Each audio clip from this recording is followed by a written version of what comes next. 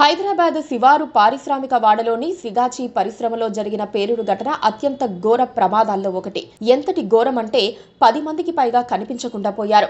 డ్యూటీలకు వెళ్లే ముందు తమ ఫోన్లు, దుస్తులు పెట్టిన లాకర్లలో అవి అక్కడే ఉన్నాయి, కానీ మనుషులు లేరు. కాలి బూడిదైపోయారు. కనీసం ఆనవాళ్లు పట్టనంతగా కాలిపోయారు. అంత ఘోర ప్రమాదం జరిగితే ప్రభుత్వ స్పందన, ఫ్యాక్టరీ యాజమాన్యం స్పందన, ఇంకా చెప్పాలంటే సామాన్య జనం స్పందన కూడా పట్టనట్లుగా ఉంది. అందుకే మీడియా కూడా బాధితుల గురించి పట్టించుకోవటం లేదు.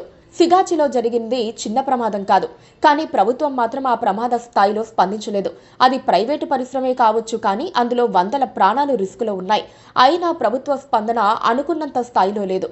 రోజులు గడుస్తున్నా ఇప్పటికీ అంతే ఉంది. వందల కుటుంబాలు రోడ్డున పడ్డాయి. ప్రభుత్వం తరపున 1,00,000 సాయం చేశారు.